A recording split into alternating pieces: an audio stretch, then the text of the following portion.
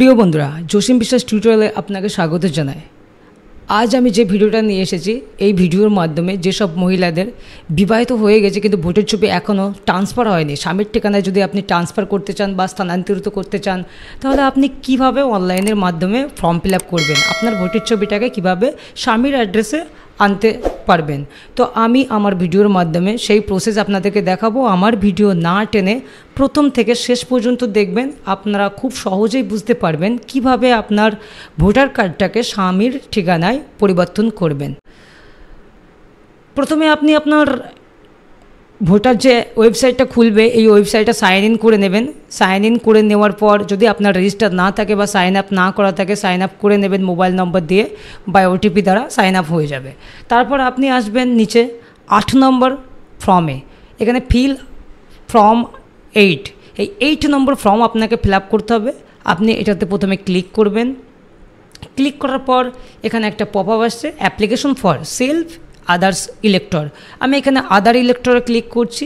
এখানে যে ভোটার কার্ডটা ট্রান্সফার হবে সেই ভোটার কার্ডের অ্যাপিক নম্বরটা, এখানে সেই অ্যাপিক নম্বরটা এন্টার করতে হবে। আমি একটা অ্যাপিক নম্বর এন্টার করে আপনাদের দেখাচ্ছি।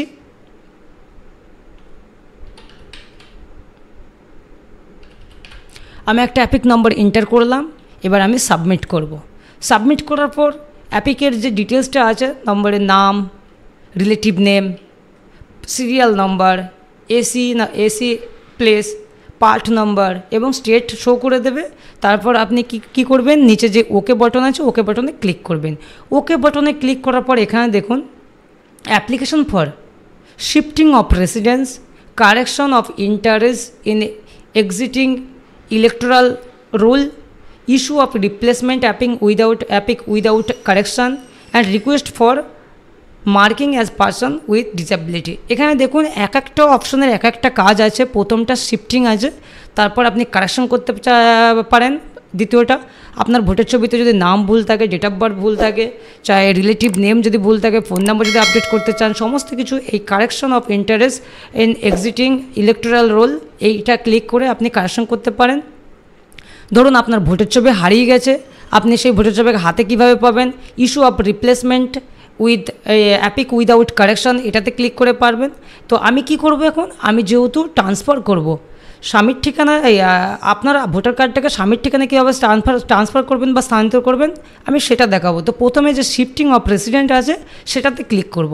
সেটাতে ক্লিক করার পর এখানে দুটো অপশন আসছে, এক within assembly constituency and without assembly. আপনি যদি যে ভোটের ছবিটা আপনার অলরেডি আছে সেটা যদি সেম অ্যাসেম্বলির আন্ডারে হয় তাহলে আপনি উইদিন অ্যাসেম্বলি করবেন, আর যদি উইদাউট অ্যাসেম্বলি হয় তাহলে উইদাউট করবেন। তো আমার যেহেতু সেম অ্যাসেম্বলি, আমি সেম অ্যাসেম্বলি উইদিন অ্যাসেম্বলি আমি ক্লিক করে ওকে বাটনে ক্লিক করব। ওকে বাটনে ক্লিক করার পর আমার এখানে ডিটেলস চলে আসবে, আমার state, district, part number, assembly number সমস্ত কিছু চলে আসবে। আপনি কি করবেন, এখানে আবার নেক্সট ক্লিক করবেন। নেক্সটে ক্লিক করার পর এখানে আপনার নাম শো করবে, আপনার অ্যাপিক নাম্বার শো করবে। আপনি এখানে দেখুন আধার কার্ড নাম্বার এন্টার করলে এন্টার করতে পারেন, মোবাইল নাম্বারও এন্টার করতে পারেন, ইমেল আইডিও এন্টার করতে পারেন।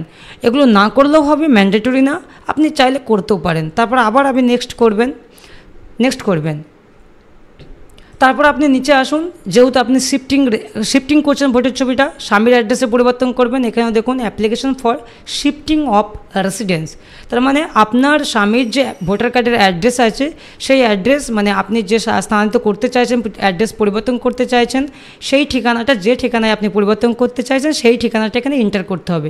প্রথম দেখুন হাউস নাম্বার, আপনার যদি apartment number, building number, house number যদি থাকে, হাউস নাম্বারটা পেয়ে যাবেন ভোটার লিস্টে থাকে। আপনার স্বামীর যে ভোটার লিস্টে নাম আছে সেই লিস্টে দেখবেন হাউস নাম্বারটা দেওয়া আছে, সেখান থেকে আপনি পেয়ে যেতে পারেন।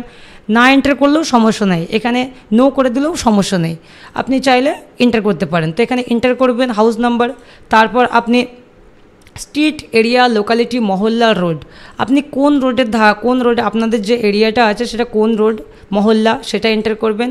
এখানে টাউন আর ভিলেজ আছে, নেক্সটে টাউন, ভিলেজ, আপনি যেটা বাস করছেন সেটাতে এন্টার করবেন, মানে স্বামীর ঠিকানা যেটা হতে চাইবে সেই ঠিকানার ভিলেজটা এন্টার করতে পারেন, টাউনটা এন্টার করতে পারেন। শহরের ক্ষেত্রে হলে টাউন এন্টার করবেন, গ্রামের ক্ষেত্রে হলে ভিলেজ এন্টার করবেন। তারপর এখানে বাংলা আসবে, বাংলাটা ঠিকঠাক করে দেখে নেবেন। তারপর এখানে আসুন নিচে পোস্ট অফিস আছে, আপনার যে ভিলেজের পোস্ট অফিস আছে সেটা এন্টার করবেন, এখানে পিনকোড এন্টার করবেন, এখানে তহসিল, তালুকা বা ম্যান্ডেল, এখানে আপনি আপনার ব্লক, আপনার পিএস এন্টার করতে পারেন। এখানে আপনার তহসিলটা এন্টার করে দেবেন, তারপর এখানে বাংলাটা আসবে, বাংলাটা ঠিকঠাক করে বসিয়ে দেবেন। তারপর নিচে স্টেট তো চুজ হয়ে আছে, আপনি ডিস্ট্রিক্টটা চুজ করে নেবেন। তারপরে এইখানে দেখুন আপনি যে শিফটিং করছেন, অ্যাড্রেসটা পরিবর্তন করছেন, আপনাকে একটা গভর্নমেন্টকে প্রুফ দেখাতে হবে। তো প্রুফ আপনি কি দেখাবেন, এখানে দেখুন কী কী ডকুমেন্ট চাইছে।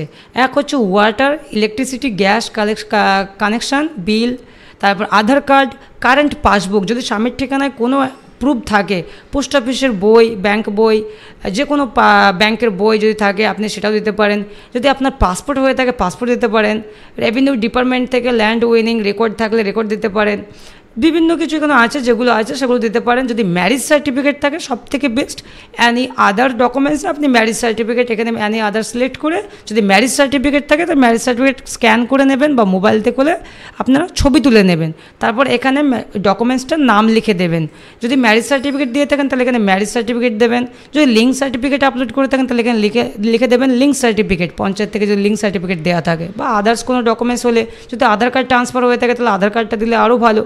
যদি না হয় ম্যারেজ সার্টিফিকেট থাকলে ম্যারেজ সার্টিফিকেট দিয়ে দেবেন। তারপর এখান থেকে চুজ ফাইলে ক্লিক করে আপনার যে ম্যারেজ সার্টিফিকেট বা আধার কার্ড বা যে ডকুমেন্টসটা এখানে সাপোর্টিং ডকুমেন্টসটা ঢালতে চাইছেন সেটা চুজ করে নেবেন। এটা মাথায় রাখবেন, এই ফাইলটা কিন্তু আপনাকে পিডিএফ, জেপিজি যে কোনো একটা ফরম্যাটে হলে হবে, কিন্তু 2 MBর মধ্যে হতে হবে। 2 MBর বাইরে হলে বা বেশি হলে এখানে কিন্তু সাপোর্ট নেবে না, এটা ধ্যান রাখবেন।